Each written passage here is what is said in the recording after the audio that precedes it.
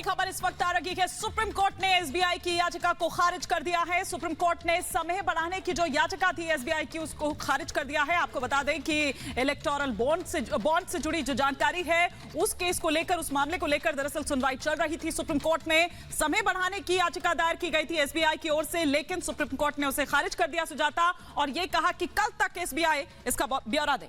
बिल्कुल, कल तक एसबीआई को पूरा ब्यौरा देना होगा। आदेश दिया गया है 15 मार्च तक ब्यौरा वेबसाइट पर डाल दिया जाए, यानी जानकारी सार्वजनिक कर दी जाए।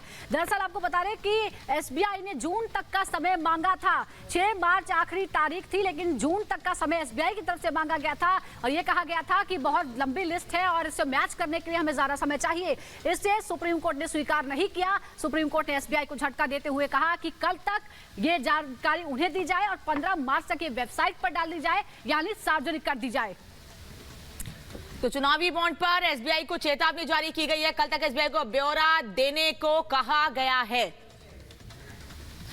और एग्जीक्यूटिव एडिटर ऐश्वर्या कपूर इस वक्त हमारे साथ जुड़े हुए हैं। ऐश्वर्या, क्या अपडेट है इस पूरे मामले पर? एसबीआई को चेतावनी दी है सुप्रीम कोर्ट ने साफ तौर पे। जी देखिए, चेतावनी नहीं, इसको आप राजनीतिक पटखनी नहीं, लेकिन लीगल, आप अगर इसके लीगल गलियारों में ये एक बहुत बड़ा एक पलटवार आया है कोर्ट की तरफ से, सरकार के ऊपर नहीं लेकिन एसबीआई के ऊपर।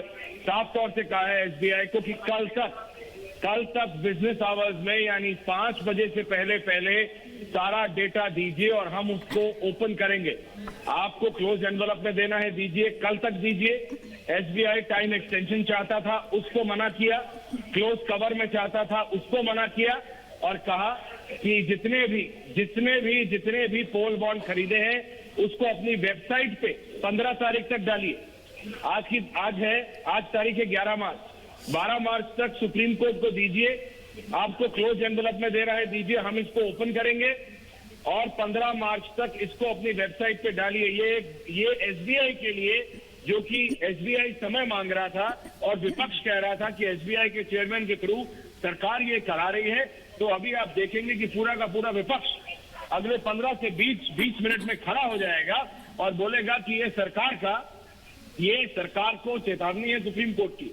हालांकि ये डायरेक्टली सरकार को नहीं, सरकार बोलेगी कि ये एसबीआई और कोर्ट के बीच की बात है, लेकिन सरकार यही कह रही है कि एसबीआई के चेयरमैन के थ्रू सरकार करा रही है। तो बहुत एक सीधे तौर पे राजनीतिक तरीके से अगर इसे देखा जाए तो ये एक बहुत बड़ा, जिसे कहते हैं, डीसेटलिंग इवेंट है एसबीआई के लिए और फिर इनडायरेक्टली सरकार के लिए, क्योंकि सरकार इलेक्शन के बाद तक का समय चाह रही थी। सुप्रीम कोर्ट ने कहा है और सीजीआई की बेंच ने खुद कहा है, नो वे, ये नहीं चलेगा। आपको कल तक, यानी 24 घंटे के अंदर आपको सारे नाम, किसने कितने पोल बॉन्ड खरीदे हैं, किस पार्टी के पास क्या है, किसने कितना खरीदा है, कल बिजनेस आवर्स में देना है। The language of the court was very serious.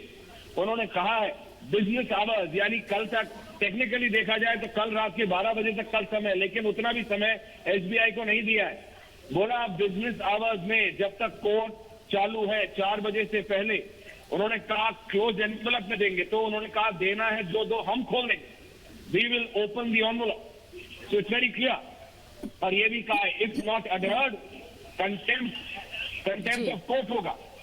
EC has to publish the data by March 15, यानी हमको कल तक दे दो, वेबसाइट पे 15 मार्च तक डालो। तो इसमें वो सारे नाम जो कि विपक्ष कह रहा था, विपक्ष इसे अपनी जीत बताएगा। आप देखेंगे अगले 15 से 20 मिनट में सभी राजनीतिक दल, और सबसे पहले मेरे को उम्मीद है कि राहुल गांधी कम से कम ट्वीट तो करेंगे, क्योंकि मीडिया से बात करने में उनको नहीं रहता। लेकिन ये सारे, क्योंकि जो इलेक्टोरली मोदी को नहीं हरा पा रहे हैं, वो सब इसी में अपनी जीत देखेंगे। तो आप देखेंगे अखिलेश यादव, आप देखेंगे जितने भी ये विपक्ष के नेता है, ये सब खड़े हो जाएंगे और ये बोलेंगे, देखो ये एक विपक्ष की जीत है, but what impact will it happen on electoral politics, ये सारी चीजें देखनी होंगी। और ये अभी एक डेवलपिंग स्टोरी है, क्योंकि हमें बताया जा रहा है कि एसबीआई दोबारा सुप्रीम कोर्ट के सामने आ सकता है, लेकिन अभी तक कल दोपहर 4 बजे तक का समय दिया है सीजीआई के सामने क्लोज एनवलप में रखने का, जिसको सीजीआई ने कहा है कि हम उसको पब्लिक कर देंगे एनवलप को, और उसके बाद 15 तारीख को आप वेबसाइट पे डालिए। Back to in the studio. तो हमारे एग्जीक्यूटिव एडिटर ऐश्वर्या कपूर को आप यहां पर सुन रहे थे। शुक्रिया ऐश्वर्या कपूर इस तमाम जानकारी के लिए आपका। लेकिन चुनाव के दौरान एसबीआई को चेतावनी दी गई है कि फिलहाल अवमानना का नोटिस नहीं जारी कर रहे हैं, किसी तरह की कोई जो कानूनी कार्रवाई है वो नहीं कर रहे हैं, लेकिन अगर नहीं किया गया सुजाता ये, तो फिर कानूनी एक्शन भी हो सकता है।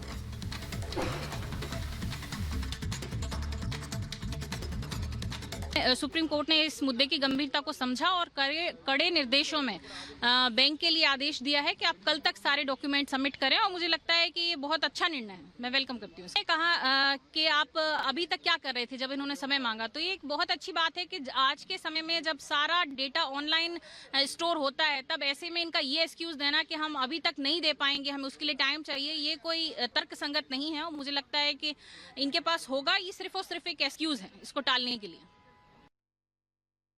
बॉन्ड पर एसबीआई को चेतावनी देते हुए कल तक सारी जानकारी साझा करने के लिए कहा गया सुप्रीम कोर्ट की तरफ से। हमारे सहयोगी अखिलेश राय हमारे साथ जुड़ गए हैं। अखिलेश, ये फैसला जनता की जीत है, क्योंकि जनता को जानने का अधिकार है कि जो पॉलिटिकल पार्टीज हैं वो किससे चंदा ले रही है। रियश्योर किया है सुप्रीम कोर्ट ने।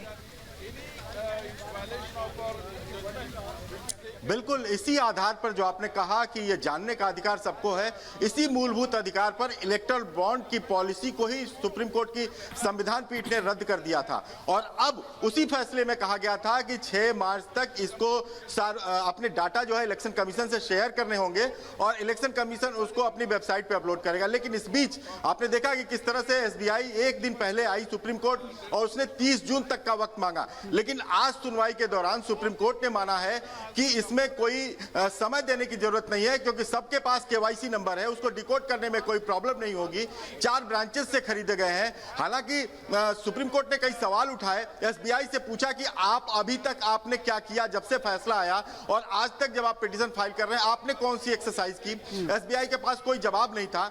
और साथ में सुप्रीम कोर्ट ने एक बड़ी चेतावनी भी दे डाली है कि अगर इस आदेश का पालन नहीं किया गया तो हम अवमानना की कार्रवाई शुरू कर देंगे, क्योंकि उसमें 2 पिटिशनर एडीआर और मार्क्सवादी कम्युनिस्ट पार्टी ने कंटेम्प्ट की भी पिटीशन डाली थी, लेकिन उसको फिलहाल इनिशिएट नहीं किया सुप्रीम कोर्ट ने, और एक आदेश दिया है कि कल तक ये शेयर करेंगे अपने डाटा इलेक्शन कमीशन से, और इलेक्शन कमीशन शाम 15 तारीख की शाम 5 बजे तक अपने वेबसाइट पर इसको अपलोड कर देगा। यानी जनता के सामने होगा।